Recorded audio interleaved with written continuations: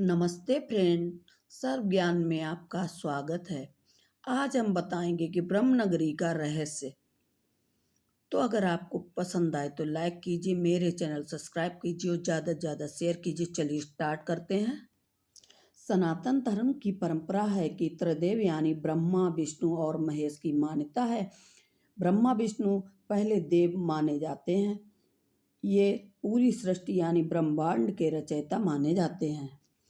पूरे जम्बूद्वीप यानी भारतीय उपमहाद्वीप पर ब्रह्मा का एक ही मंदिर है, जिसकी वजह से नगर को ब्रह्मा की नगरी कहा जाता है। वो नगर है पुष्कर। आज की स्पेशल ब्रह्म कुमारी से, जहां भगवान राम से जुड़ा हुआ एक रहस्य बड़ा ही दिलचस्प है, जिसका जिक्र महापुराण और जैसे कई ग्रंथों में मिलता है। जब वनवासी राम ने अपने पिता को मोक्ष दिलाने के लिए यहाँ एक खास अनुष्ठान किया, तो क्या वो वही सरोवर है जहाँ राम ने अपने पिता का 5वां पिंडदान किया था।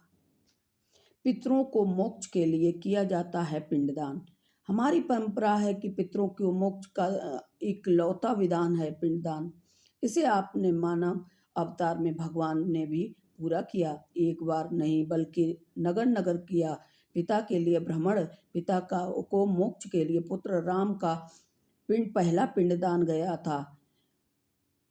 फाल्गु तट, पिता को मोक्ष के लिए पुत्र राम का दूसरा पिंडदान कर्णावती संगम घाट, पिता को मोक्ष के लिए पुत्र राम का तीसरा पिंडदान उज्जैन शिप्रा घाट, पिता को मोक्ष के लिए पुत्र राम का चौथा पिंडदान गोदावरी नदी तट, पिता को मोक्ष के लिए पुत्र राम का 5वां पिंडदान पुष्कर का सरोवर।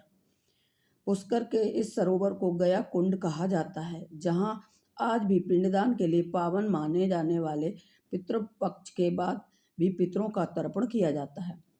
इसी गया कुंड के बारे में पौराणिक मानता है कि भगवान राम अपने वनवास के दौरान आए थे और इस यज्ञ कुंड नुमा सरोवर के किनारे पिता का अंतिम श्राद्ध और पिंडदान किया था। रेगिस्तान में कैसे बना पुष्कर का सरोवर। पुष्कर के इस सरोवर को पड़ताल के वक्त पता चला है कि सरोवर शास्त्रवादियों से यहाँ ऐसे ही है। घाटों की मरम्मत भले ही समय समय पर होती हो रही हो, लेकिन रेगिस्तान के बीच होने के बावजूद ना तो इसके पानी भी कभी सूखा और ना ही इसमें कोई भराव डाला गया।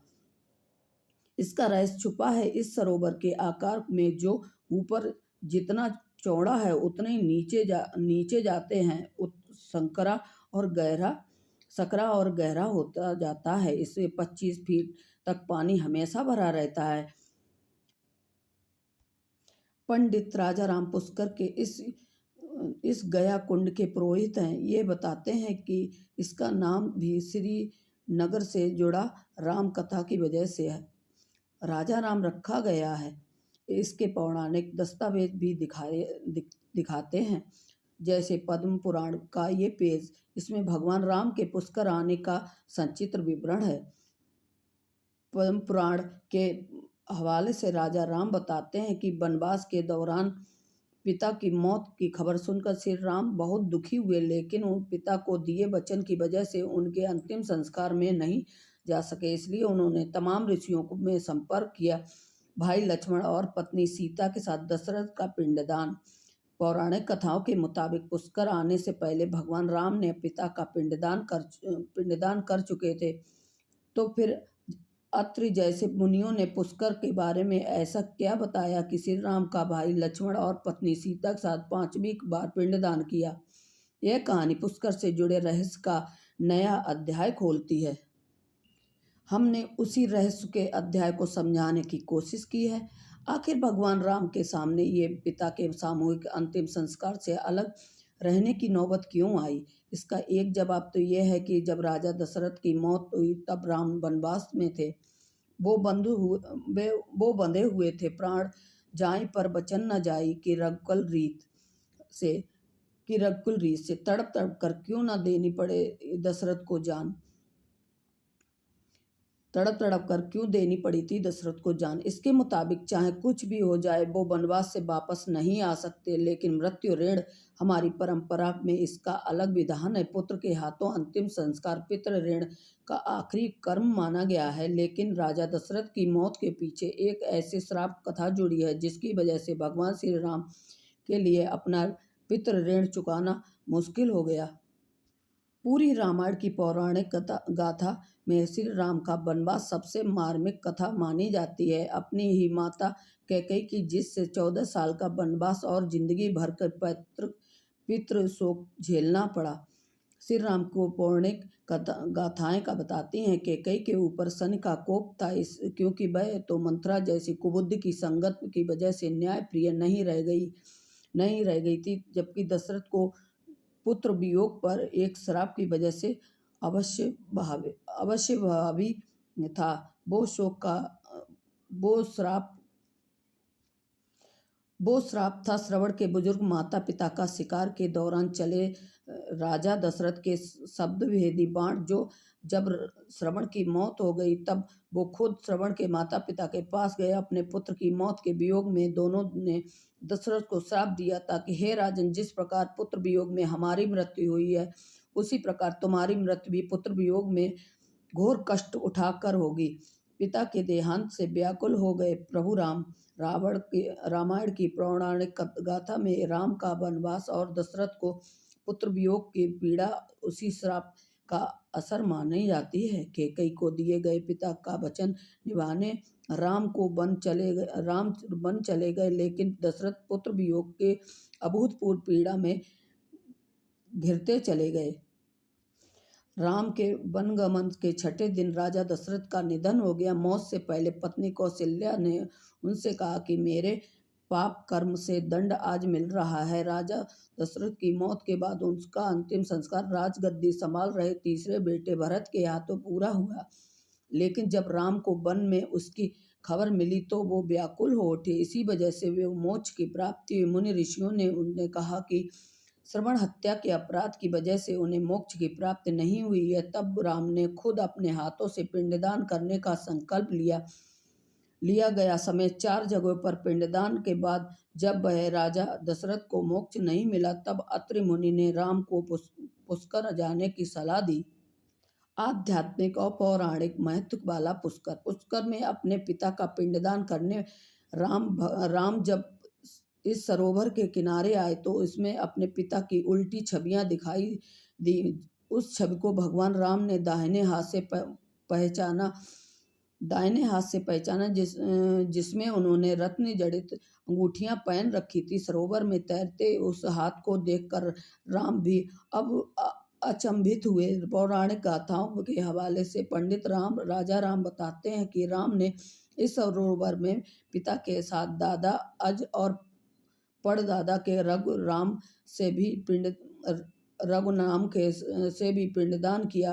स्थानीय पुरोहित मानते हैं इसी सरोवर में पिंडदान के बाद राजा दशरथ को मोक्ष मिला। हिंदू धर्म में पुष्कर को तीर्थ यात्रा कहा जाता है। इसकी धार्मिक गाथाओं के साथ कई आध्यात्मिक महत्व और भी जिक्र पौराणिक ग्रंथों में मिलता है। माना जाता है कि पुष्कर का सरोवर भगवान ब्रह्म के यज्ञ के दौरान कमल पुष्प से बना था। इसी घटना के बाद इस जगह का नाम पुष्कर यानी सरोवर पड़ा। 52 घाटों वाले सरोवर के पानी को आज भी लोग चमत्कारी शक्तियों से भरा मानते हैं। ब्रह्मा जी ने कार्तिक एकादशी को किया था यज्ञ। यथो महादधे तुल्यो यथो महादधे स्थल्यो चत्योडपि जलाशय तथा वे पुष्करस्यं सम तीर्थ विधत्ते। पद्म पुराण को यह श्लोक बताता कि जैसे समुद्र के समान कोई दूसरा जलाशय नहीं है, वैसे ही पुष्कर राज से देवी पुष्कर में पुष्कर ब्रह्म तीर्थ और तीर्थ गुरु कहा गया है। जब इस जम्बो द्वीप के 9 पवित्र अरण्यों में से एक माना जाता है, इसलिए भगवान विष्णु जब धरती पर उतरे तो यज्ञ के लिए इसी पुष्कर को चुना। पुष्कर के बीचों बीच जो सरोवर है उसे श्रेष्ठ पुष्कर कहा जाता है। इसी सरोवर के तट पर ब्रह्मा ने कार्तिक एकादशी से ही यज्ञ शुरू किया था। इसमें इसमें जिसमें सभी देवी देवता भी सम्मिलित हुए। यज्ञ की पूर्ण आहुति पूर्णिमा के दिन हुई है, इसलिए हर साल कार्तिक एकादशी से पूर्णिमा तक पुष्कर सरोवर में स्नान आदि का महत्व मानते हैं। मेला लगता है, लाखों श्रद्धालु हर साल पहुंचते हैं पुष्कर में।